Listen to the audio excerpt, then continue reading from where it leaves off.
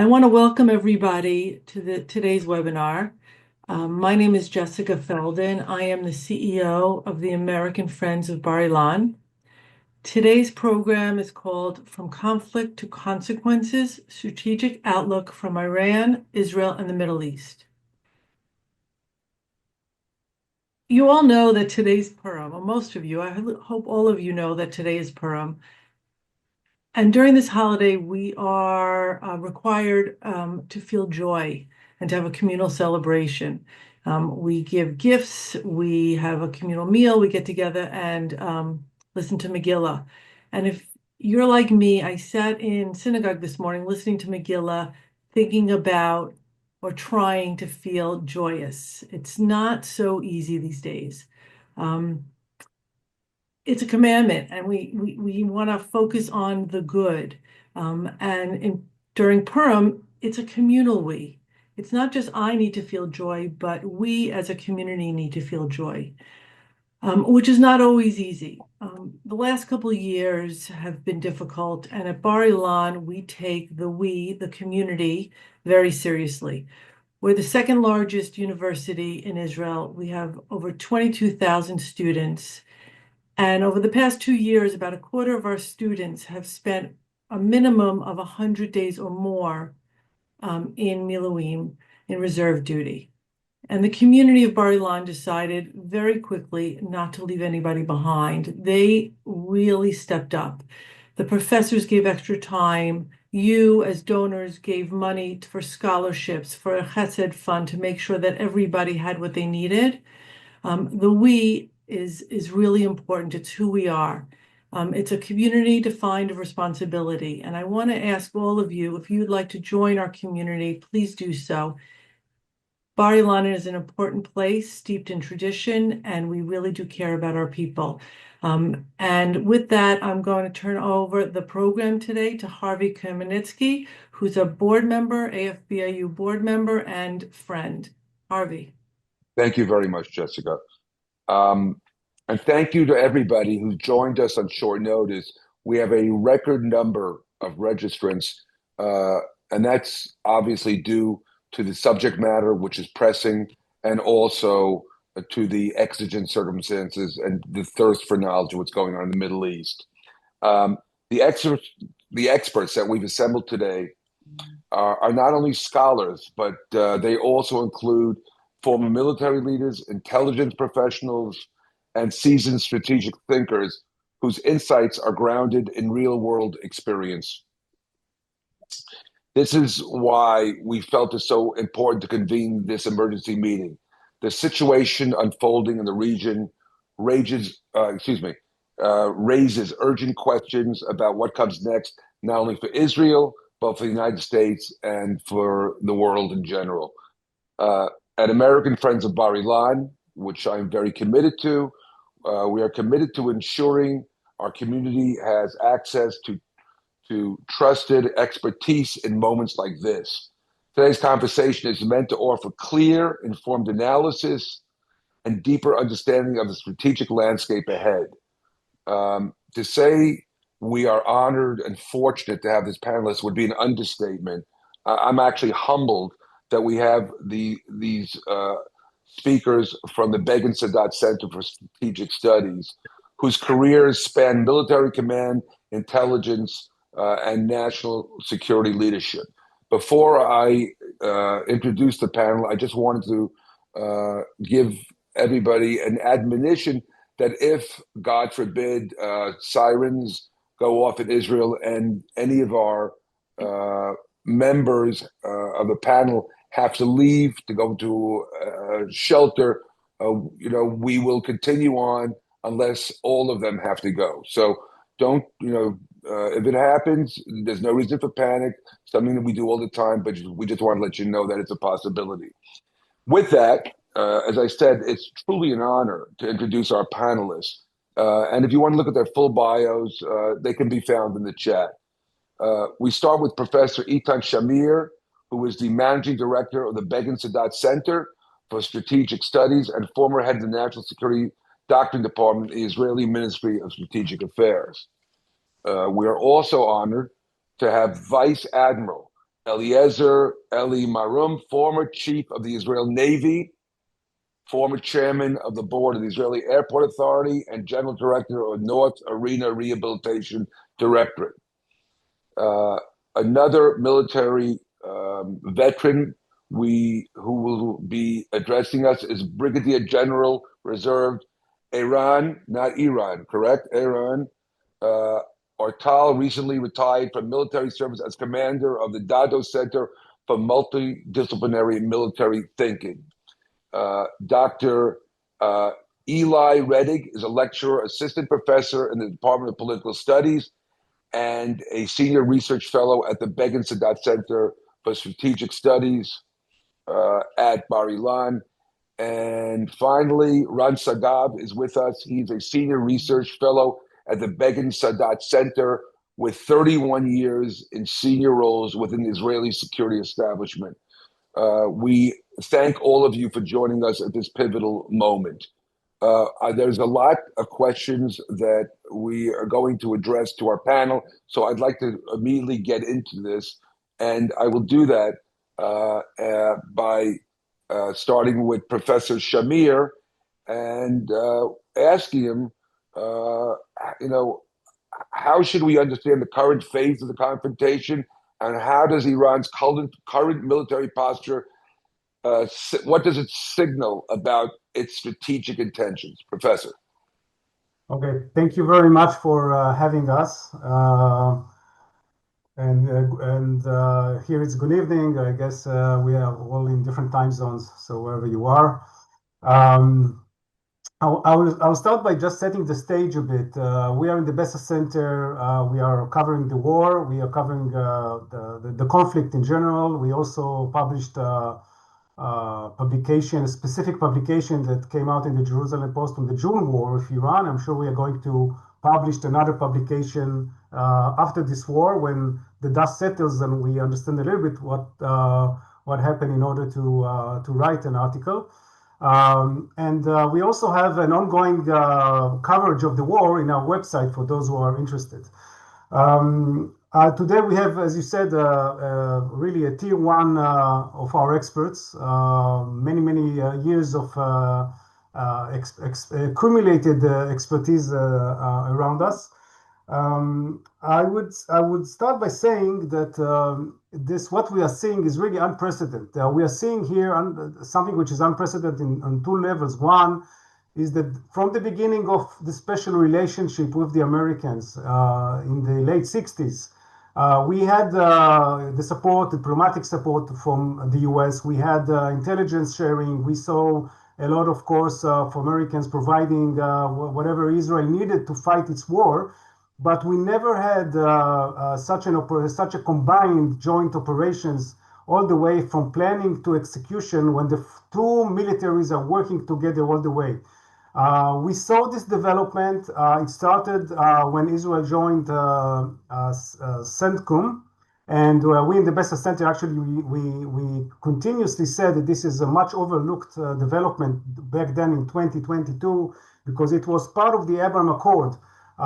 But it was hugely significant. And from there on, there was collaboration and cooperation with the U.S. forces and with other militaries in the region as well, of those of the what we call the moderate Arab countries.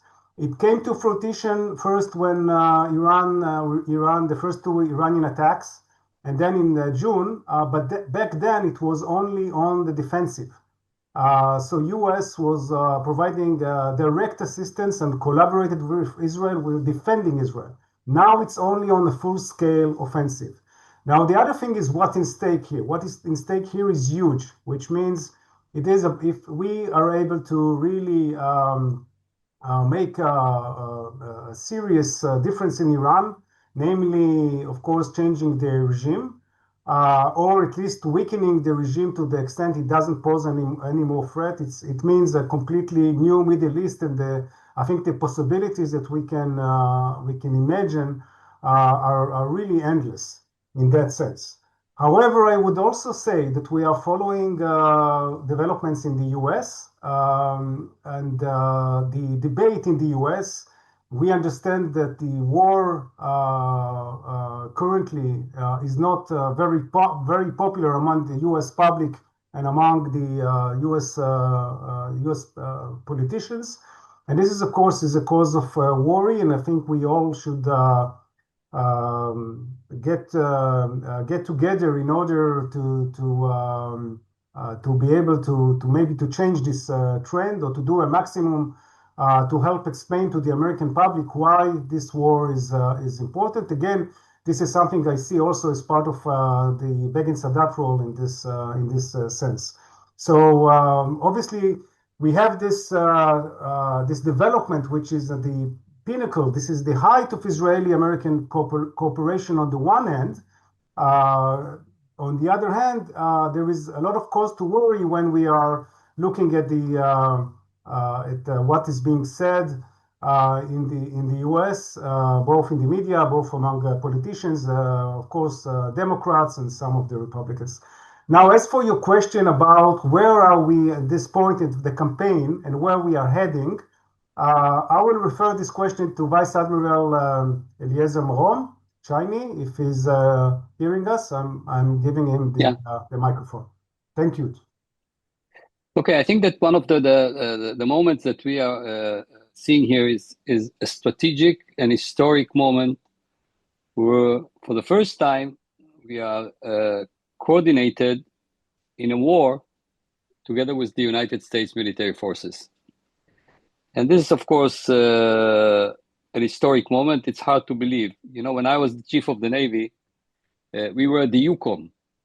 And we were operating in the Red Sea and fighting against smuggling of weapons between the Houthis in Yemen, going to Sudan, and all the way to the north until the tunnels under the Philadelphia route, going into Gaza.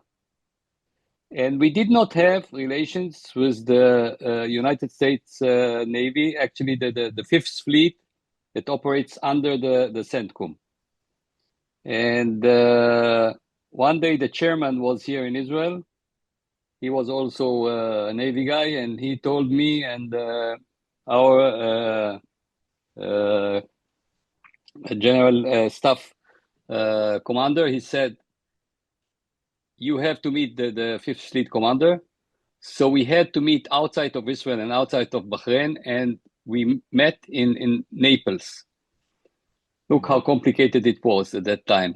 And we coordinated our operations just between me and him. This was Admiral Gortney at that time.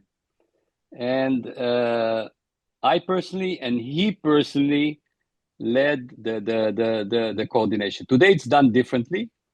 And we are accepted by the United States, our ally, to become an ally in an operation in Iran.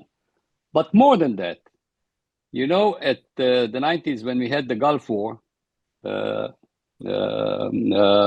President Bush built a coalition.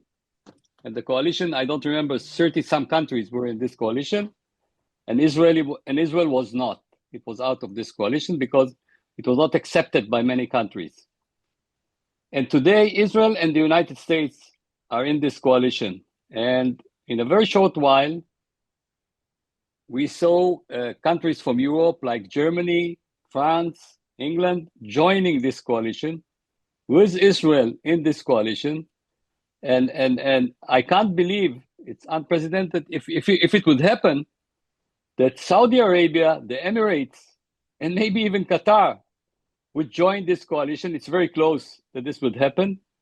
So we are really facing historic moments. And I think that through those historic moments, we will build, at the end of the day, because of this operation, that is a very important operation, we will build a kind of treaty here in the Middle East, where countries like the Emirates, Bahrain, Saudi Arabia, maybe even Qatar, Egypt, Israel, Jordan, will all join together, and we will create a treaty that is a treaty of the Middle East countries, the moderate Sunni countries, very similar and maybe even better than the NATO treaty. And who knows, maybe later on, after this war, Iran will join this treaty as well. So it feels like I'm looking very far away, but maybe it's very close. Eitan, before I go to the next question, Yeah. can you just address the issue of what Iran's military posture, what we expect about its strategic intentions over the next couple of weeks, whatever, where they're going, what they're thinking? Absolutely. I would refer it to Brigadier General Ran Ortal. Ran, please, can you answer it? I'll try. Good evening, everyone. First, let me thank you for having this webinar. Thank you for your words, Jessica. Being a reservist myself, coming to this webinar, especially from my Northern Division post, all the work that you guys are doing for the reservist students is very meaningful and important, and thank you all for this.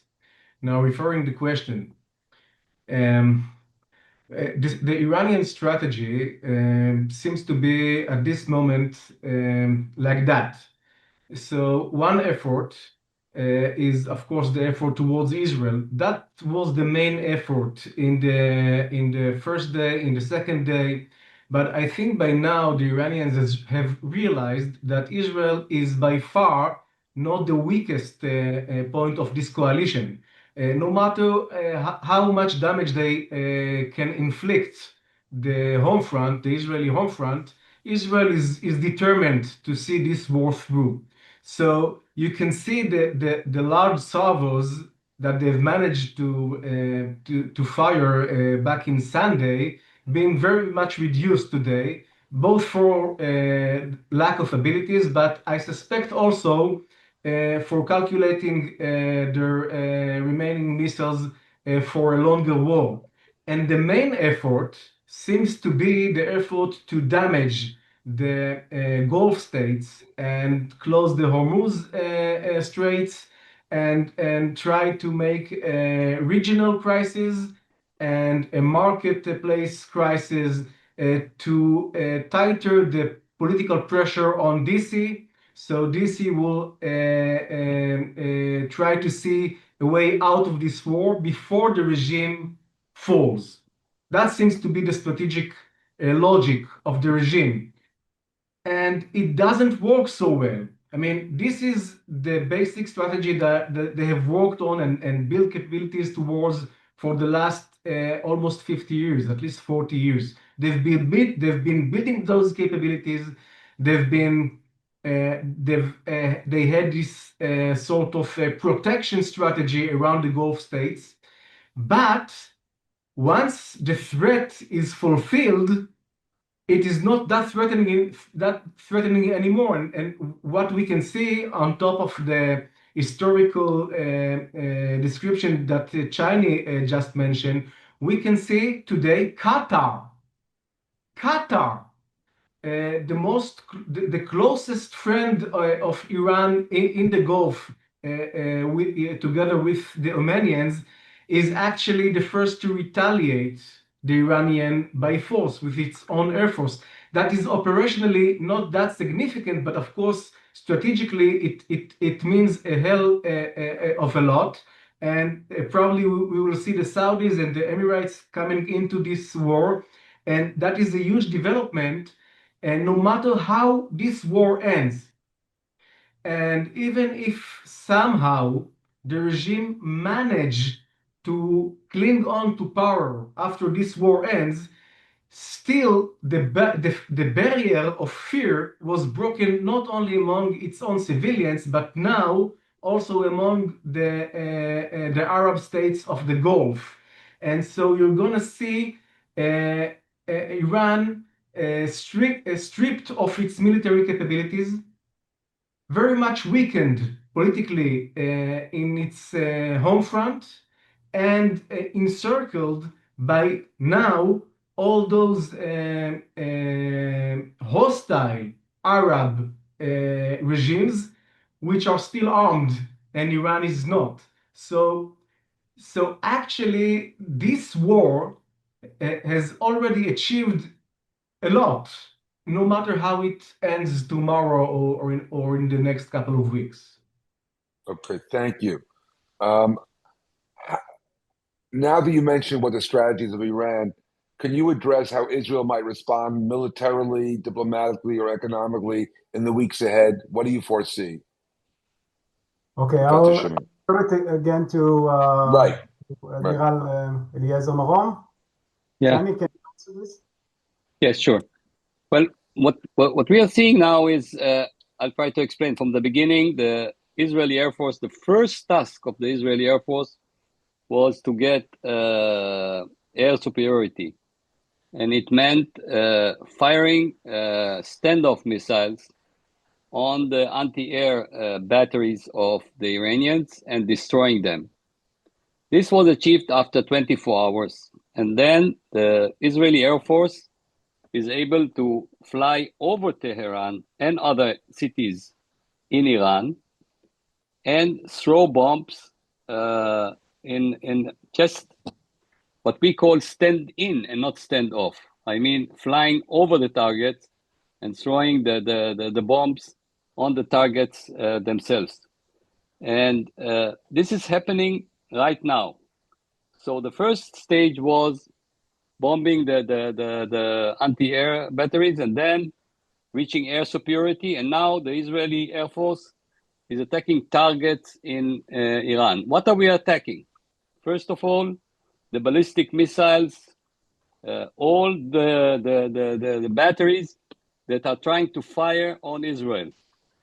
In the war in June, we destroyed more than 200 batteries like that fired on Israel. Out of about 400 and some, about 50% of the batteries were destroyed. But now what we are doing is not only destroying those batteries so that they will not able to launch missiles on Israel, we are also targeting and destroying the facilities where they are producing those missiles and the research centers for those missiles. So actually we are trying to destroy almost all the ballistic missile infrastructure in Iran. So this is the second part. The third part is all what is called the regime facilities and infrastructure. It means, first of all, as you know, we decapitalized most of the leadership, the political and the military leadership of Iran. In 40 seconds in the beginning of the war, we took out more than 40 of the leaders of Iran, militarily and politically. All of them were taken out, and that's the reason why they were so frustrated, and their military retaliation was very weak and very bad. They lost all their command and control capabilities. And now we are continuing to do that for one important reason. We want, at the end of the day, the people of Iran to go back to the street, to protest, and to bring the military forces of Iran, that they will say, we don't want anymore to kill our people. They are going to turn their guns towards the leadership and tell them, the Ayatollahs, and tell them, your term has ended. 47 years is much more than enough. You have blood on your hands, and we want to replace you. We hope that this will happen as soon as possible. You can see that we did not bomb the oil and gas facilities of Iran. We did not touch that, and we are not going to touch it, because we are not fighting the people of Iran. We are fighting the Ayatollah leadership. We want to replace them, but we want the people of Iran to do that. And this is, I think, part of the strategy of Israel, that at the end of the day, once there will be a new regime that will be probably much more friendly with the Western world, then they will have still their oil and gas, and they will be able to survive as a big nation. You know that Iran is about almost 100 million people. and someone needs to once again rebuild the economy of Iran. And therefore, we did not touch those facilities. And I'm happy that we did not do so. So at the end of the day, I think that what we are looking here now, we are seeing that the Israeli Air Force and the US military forces together, coordinately, are destroying all the capabilities of ballistic missiles, what is left from the nuclear infrastructure, and at the same time, bombing all the facilities of the leadership, like the Revolutionary Guard Army, and taking out all the leadership of the military leadership and political leadership of the Ayatollah regime. I hope that this will bring, at the end of the day, to a change in Iran, and Iran will become a country just like all the countries in the world. Can you say a word about the division of labor? Because there are two air forces above the sky in Iran, and there is the US Navy also that is firing the Tomahawk missiles. Very well, Tomahawk missiles, and also sending aircrafts, different types of aircrafts. So what is the, in this chaos above the sky in Iran, what the Americans are doing and what Israelis are doing? I don't want to go into details, but Americans, for example, did not participate in the decapitation of the leadership because of some legal problems that I don't want to go into them right now. But there were some legal problems, and therefore the Israeli Air Force took the mission. The intelligence was together from the United States and from Israel, and the execution was done by the Israeli Air Force because of some legal issues that I don't want to get into them. The second part is how those two big air forces operate above Iran without deconfliction. So what is happening here that in every command post, there are liaison officers, American liaison officers here and Israeli liaison officers there. And we don't have one command post that is coordinating the whole operation. We have different command posts for the American forces and for the Israeli forces, but we are coordinating through liaison officers, and it works very well. I must tell you, besides the incident in Kuwait, where unfortunately the US Air Force lost 3 F-15 aircrafts that probably was shot down by the Kuwaiti forces. Besides that, it works very smoothly, and we don't see any deconfliction between the two big forces here. Okay.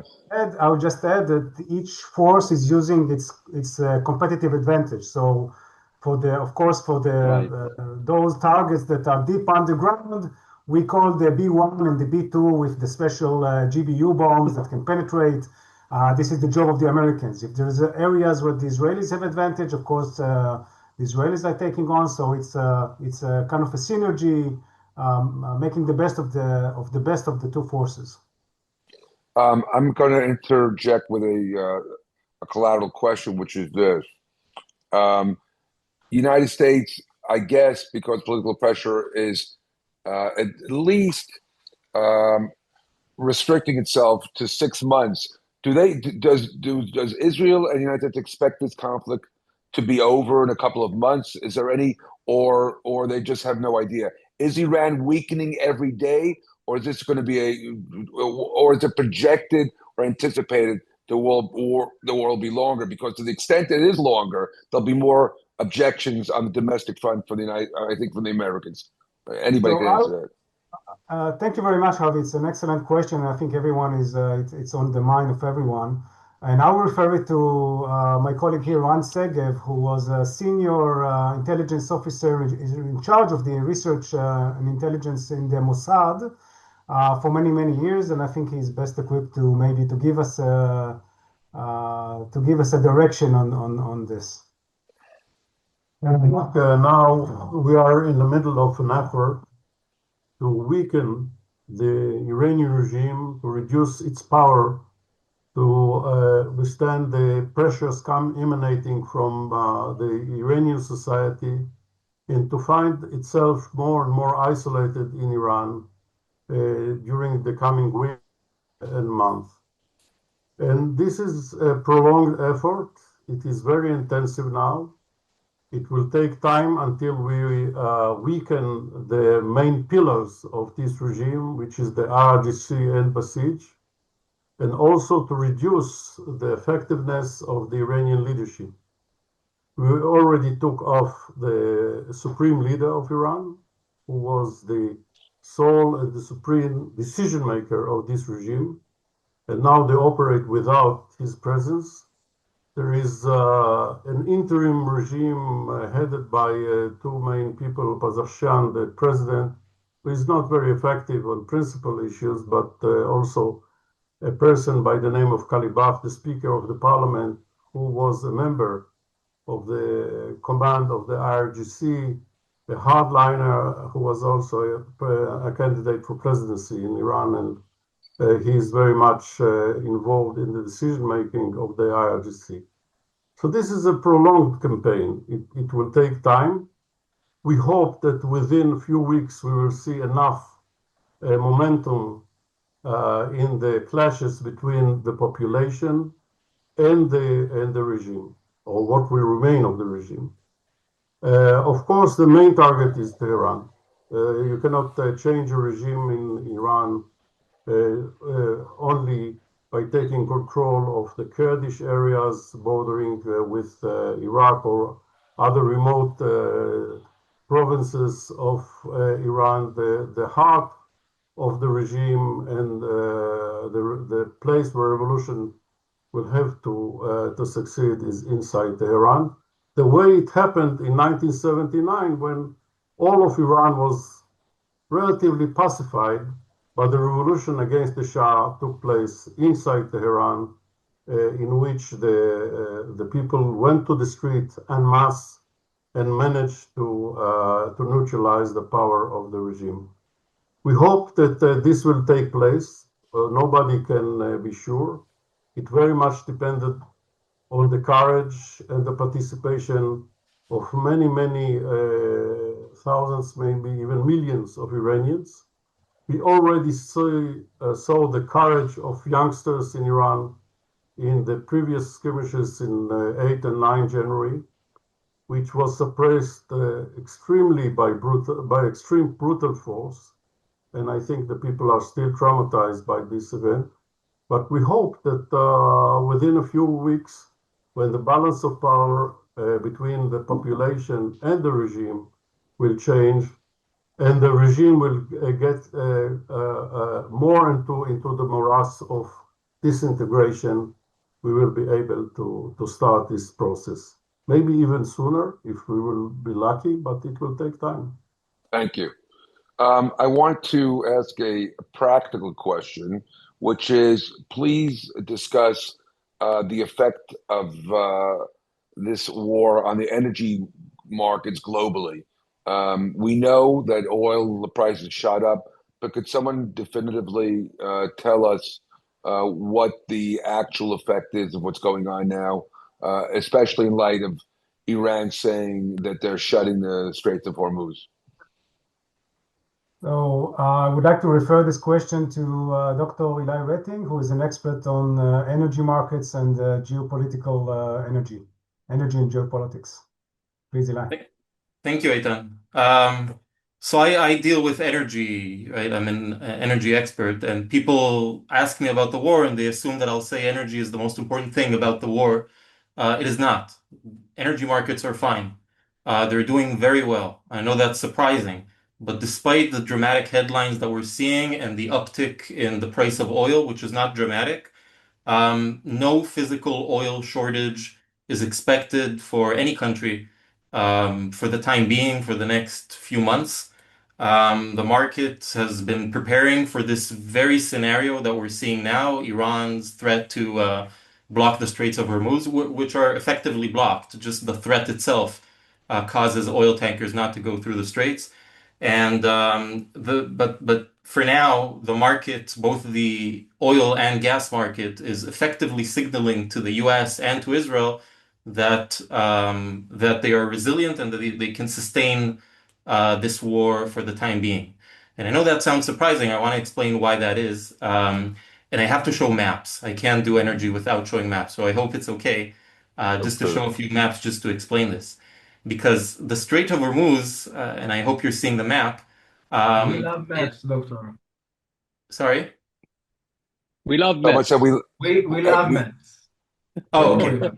worry. There are 22 million barrels of oil going through the Strait of Hormuz every day, and that sounds dramatic. So if it's closed down, you would expect oil shortages all over. But there are a number of reasons why that's not the case anymore. Exactly because of all these preparations for this doomsday scenario. One is that countries have already built land corridors to bypass the Straits of Hormuz. So the Saudis have an oil pipeline that goes all the way from the Persian Gulf to the Red Sea, the East-West pipeline that can carry 7 million barrels of oil per day out of the 11 million barrels that they export. So that's most of it. The UAE also has a pipeline that bypasses the Strait of Hormuz that can transfer another 2.5 million barrels per day. So already out of the 21 million barrels that go through the strait every day, about 10 million can bypass it for now. But even in an extreme scenario where the Iranians blow up these facilities as well, and no oil is coming out of the Persian Gulf for the time being, again, no one is going to experience any shortage of oil for the time being. Keep in mind that in the months before the war, the world has been awash with oil. There's a lot of oil out there, more than there is demand, by several million barrels.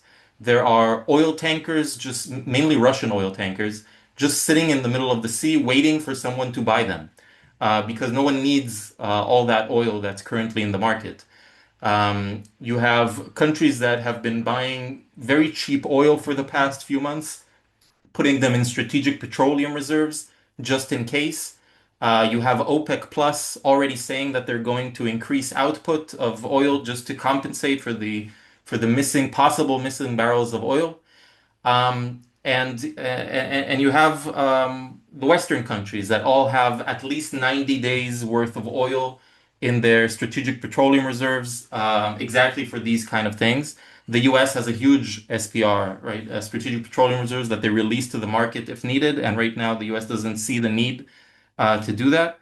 And so when you see these dramatic headlines, it mainly this tightening narrative kind of scenario is mainly promoted by those that want to see oil prices go up because it doesn't actually show real shortage. This is in terms of the supply. Even when it comes to demand, the country most dependent on Gulf oil is China, especially Iranian oil. Almost all of Iran's oil go to China. But again, China has been preparing for this scenario and has been accumulating a lot of oil for its strategic reserves for at least 120 days forward. So even if it doesn't get any oil in the time being, it has oil for the next 120 years just in its strategic days. Of course, just in case it doesn't get any oil from the Gulf states. And so the blockade's main impact is therefore not an actual supply of oil, but on the price of oil. Prices are currently rising, largely because of people, traders buying paper barrels, theoretical barrels, because they see an opportunity to make a profit out of the volatility and the risk premium. Um, so we see an uptick in oil prices, but again, it's not dramatic. It seems dramatic if you look at it from, compared to a month ago. But when you look at it compared to the past 5 years, it's right now we're seeing oil prices at $80 and might go up to $90. That's pretty standard price for the past 5 years. We're just used to very low oil prices just in the past year. We have a short memory, but these are completely fine prices. So right now, the main benefactor of high oil prices are the Russians because they have higher prices, more profit for them to sell, and they have buyers that now want their oil that until now didn't want because of the sanctions. So, not surprisingly, Russian news agencies are also the first to send all of these alarmist headlines to everyone that the Strait of Hormuz is closed and it's a game changer and there's no more oil left, etc., because it's within their interests. But I wouldn't get too excited about that. Regarding liquefied natural gas, there is only one country in the Gulf states that sell liquefied natural gas, and that's Qatar. Qatar announced that it is going to stop its LNG production because its facility has been hit by the Iranians. And you see very dramatic headlines in the newspaper that because of that decision, gas prices in Europe have gone up by 45%. This is what 45% looks like increase. This little uptick here in the circle. Gas prices have been very, very low in Europe in the past year. So a 45%, 90%, 300% increase still doesn't mean much. And it doesn't come even close to what Europe has sustained and successfully sustained during the first year of the Russian invasion to Ukraine. That's the difference between a market that is prepared for a scenario and a market that is unprepared, like the Russian-Ukrainian war, versus what's going on that where since June the markets have been prepared for this scenario and they're showing a lot of resilience. So in terms of what will happen at the end, China is the main loser here. It lost Venezuela, and now it's losing Iran as its main oil supplier. It will become increasingly more dependent on Russia for getting both of its oil and gas. And when it comes to the Middle East, this kind of free-for-all that Iran is trying to promote will push the countries to cooperate even more over land corridors to bypass the Hormuz Strait, including maybe energy corridors through Israel, the idea of the IMEC corridor. So when it comes to energy, again, oil prices are going to go up, but it doesn't actually signal any kind of real shortage in the market for the next few months. Thank you very much. Can we go to Eliezer Marum, who could say a word about the military situation in the Hormuz Strait? Yes. Absolutely. Yes, it's important. Yes. Yes. Well, in my understanding, in my professional understanding, Iran just declared that she's closing the strait. She shot two missiles, one missile and one unmanned surface vehicle on two ships. One ship is a tanker that is actually an Iranian tanker at all. He made a mistake in identification and they shot it. And the other one is a tanker. I don't remember. That flies a Liberian ship, flag or something like that.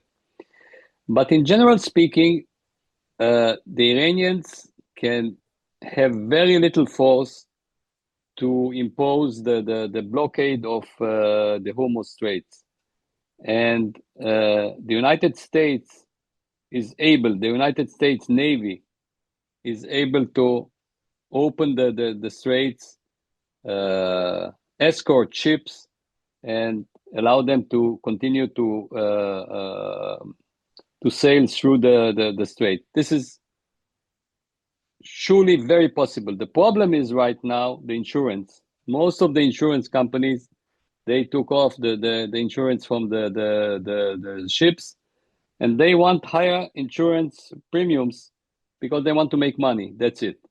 So in general speaking, in military affairs speaking, the Hormuz Straits can be opened and imposed open by the United States Navy, and this is possible militarily, even though the Iranians are threatening that they will fire missiles and so on. The United States had enough force to escort ships through the Hormuz Strait and open them without any problem. Okay. There's so much to cover.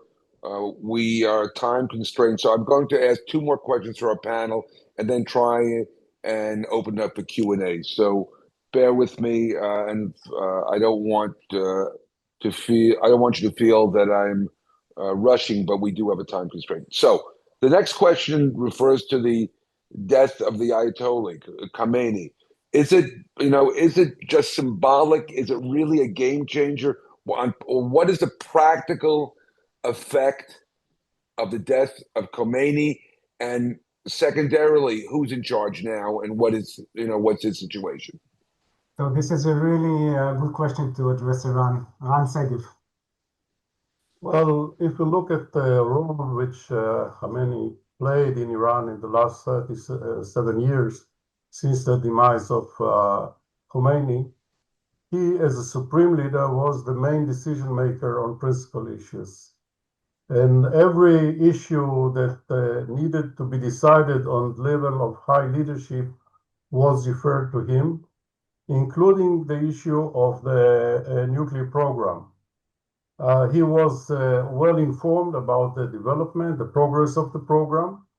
We have in intelligence, for example, a conversation between the person who was in charge of this program, Professor Zadeh, who was killed by us in 2020. And this conversation took place in 2008, and it was a closed session. We have a record of this conversation in which Zadeh say to Khamenei, you want us to produce 5 heads, which means 5 bombs, nuclear bombs, but you don't give us enough resources, you don't give us enough budget, not enough manpower. So we saw him as a person who was very much involved with all the decision making, including the activity of Qasem Soleimani in Syria and in Lebanon, in which in every crossroad they came to with regard to development of the conflict with Israel, this question was referred to him. So the main decision maker is no longer there. He's dead. Even though for the last 3 or 4 years, since he became older and older, he was less involved in day-to-day running of the state, and he delegated authority to other people. Other people who are involved now in decision-making are people who were in his close circle of assistants, for example, Ali Larijani. Ali Larijani is the Secretary of Supreme National Security Council in Iran and a very experienced man in matters of politics. The other man, which I just mentioned, is the Speaker of the Parliament, Kalibaf, who was also a member of IRGC and an experienced politician. And to some extent, Pazafshan, who is the president, but he's not that very important. Iran doesn't have a supreme leader. It will take time to choose one. There is already mechanism how to choose one. It will take some time. There is a process of vetting and a council of group of people who has to elect him. This will be the first time it takes place in 37 years. So they don't have that much experience in changing a generation. It is quite clear that the person who will take his place will not have the same authority or the same prestige that Khamenei has as the leader who replaced Khomeini, because he was the right hand of Khomeini and the main successor of Khomeini in terms of ideology and in terms of the participation in the revolution in 1979. So there is a void now in Iran in decision making. There are other people who run the state on a daily basis, but it will take time until they have another supreme leader. Is this to the advantage, tremendous advantage to Israel and the United States that there is the void now, or is it not as significant as we're led to believe? I want to be more precise in understanding the meaning of it. Okay. It is not the same kind of change that took place, for example, when we had a president in Arab state either died or was displaced from office. Because in Iran, the structure of government is much more complex, and more, and there are many institutions, echelons of decision making. So the fact that the supreme leader is no longer there doesn't mean that the change, it's not a regime change. In the case of Saddam Hussein, when you don't have Saddam Hussein, that's the end of the regime. In Syria, when you don't have Bashar al-Assad, it's the end of the Assad dynasty. I understand. That's very. Gaddafi no longer there is no any successor. The regime remains in power, and regime can make decisions, but it is weakened by this void, and it will take time until they will have another supreme leader. It will not be tomorrow. Okay, well, this will lead me to my last question, if you don't mind me moving forward, which is this. What are the chances of an actual regime change in Iran? Okay. And B, if we don't have a regime change very soon after this war, do we consider this effort a failure? Must Israel and the United States cause a regime change for this to be considered a successful war or not? And what are the chances there will be a regime change? I will give this question to Brigadier General Eran Ortal. Okay. Yeah. I would come to your question, Harvey, but first I want to establish a framework for that question. We always look at a certain operation or this war as a single event, and it is not. Let's go back almost 2.5 years. So the first engagement with Iran happened in April when we were very preoccupied in Gaza. And April, the Israeli retaliation was only to strike one target, and it was criticized. But that one target has established for the IDF the fact that we can strike within the air defenses. And then came October 24. And in October 24, we have actually took out one strategic radar from the Iranians and neutralized Hezbollah. And so those operations have created conditions to the next steps. You see, strategy and war are like ladder. You climb from one step to another, and you don't always know what the next step in the ladder will be. So in June, we were very focused in taking out the nuclear facilities, but we've also paved the way and created the condition for this war. We didn't know it back then, but we've not only done that, we've also created the conditions for the internal turmoil that the Iranians has faced. So coming to your question, as I've said earlier, we don't know. We don't know whether this operation, whether it takes a week or 4 weeks, as Trump said, will take the regime out. Mind you, I'd prefer regime removal, not regime change, because military power can only destroy, can only destruct. Building is for the guys inside. We cannot control that. But even if that doesn't happen in this operation, in this period of the war, my guess is that this war has created the conditions to bring about the fall of this regime in later steps. It's going to be left behind without its capabilities, its military capabilities, without its deterrence, and without the internal legitimacy. Now, taking Khamenei out was crucial. Taking out the committee that was sitting today to vote his successor is almost as crucial, because the Islamic Republic, without being able to establish a legitimate, a religious leader to itself, has no legitimacy even within its own ranks. So, as I'll sum it all out, we don't know what will be the outcome of this specific a few weeks operation, but I'm certain that it is establishing the conditions for a better, more stable Middle East. Now, nothing, is the end of history. from this event, other threats, other adversaries will come out. We've seen Erdogan in Ankara speaking in a very un-Western manner about his great friends in DC, but that's for further discussions. Okay, thank you very much.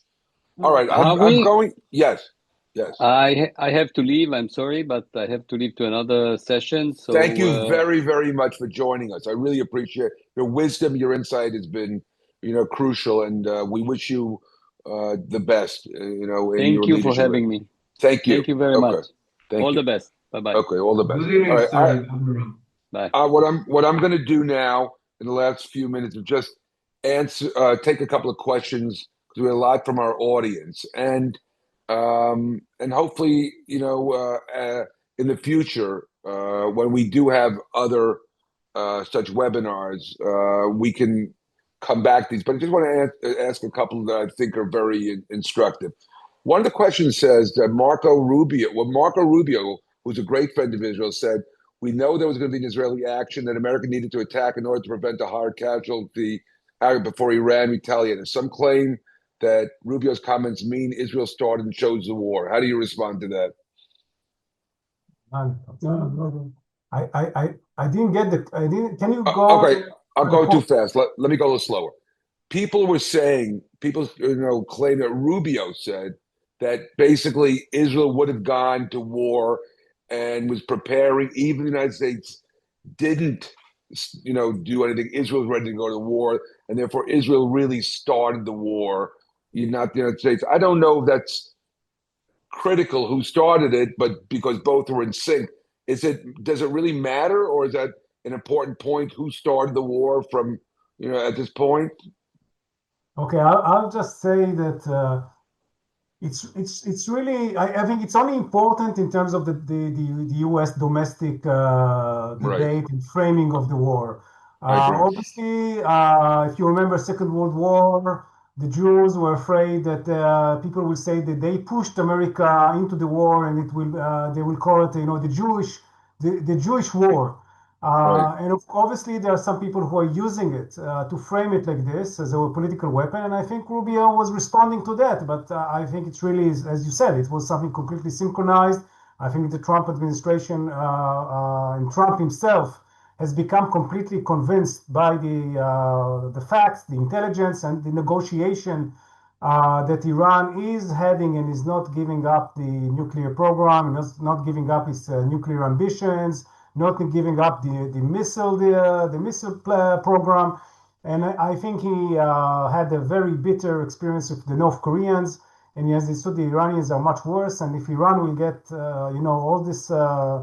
all these gadgets, which is a nuclear bomb and a way to deliver it, they can be really, really very dangerous. So I think this is it has, of course, Israel played a part in it, but I don't think Israel led it in any way. It was Trump's decision in the end, and he decided it according to what he saw as serving first and foremost American interest. All right, I just have one. I want to end with one last question, which has come from here, and that the question is about the Iranian army and the Iranian dissidents. In order to affect the change, the army is going to have to come, and it's been said by some of the panelists, come to a point where they're just going to throw in with the dissenters and say, we don't want to kill any of our own people.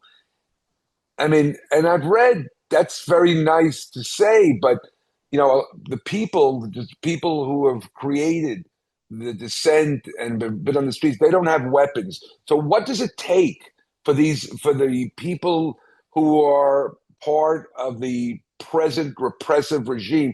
What will it take for them to come over and realize and stand with the people who are looking for freedom and a regime change? Are they so?